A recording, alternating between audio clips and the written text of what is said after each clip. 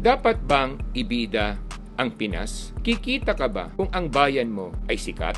Yan po ang ating pag-uusapan dito sa Dad ng Bayan. Ako nga po pala si Michael Sai, ang inyong Dad ng Bayan. Dad ng Bayan ay lagi niyong kakampi. Tutulungan ka at hindi hahayaang maapi. Mga kababayan, marami nagtataka, bakit sa ating bayan napakaraming magagandang lugar na ating pwedeng bisitahin, ngunit kakaunti ang dayuhan na dumadalaw dito kung iahambing mo sa iba't ibang kapitbahay natin sa Asia.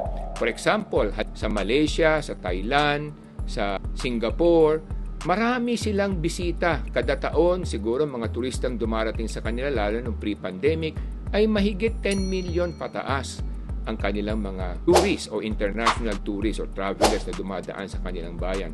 Bakit ika nyo? Dahil kanilang ibinibida ang kanilang bayan, pinagmamalaki nila ang mga tangi-tanging maaring mabisita o mapuntahan ng mga dayuhan sa kanilang bayan.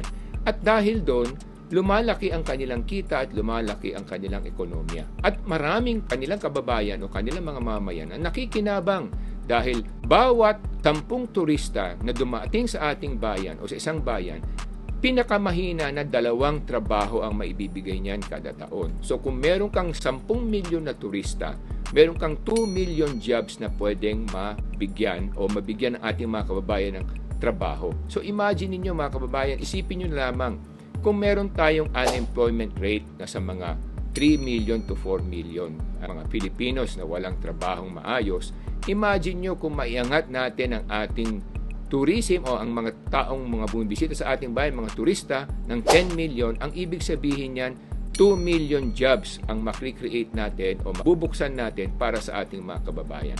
Hindi lamang trabaho mga kababayan, dahil itong mga turista, pag narito na sa ating bayan, hindi lang mamimili yan ng mga gamit, hindi lang yan kakain, hindi lang yan titira sa hotel, hindi lang yan gagamit ng mga sasakyan at kung ano-ano pa.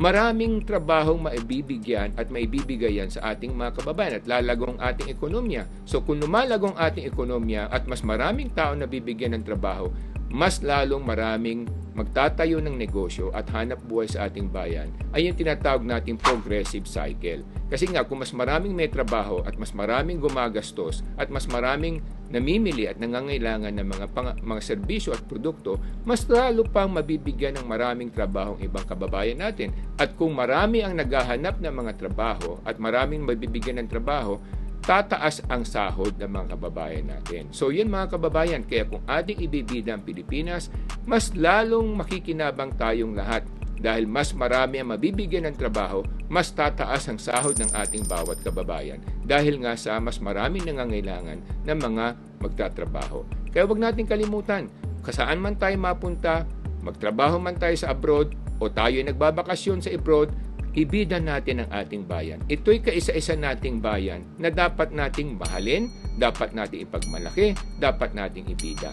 Kahit naman sa anumang bansa, lahat ng bansa, kahit saan kayo magpunta, laging may kahinaan yan o may hindi magandang lugar sa kanila o may mga hindi magandang pag-uugali o mga nangyayari sa kanilang bayan. Wala namang exception diyan.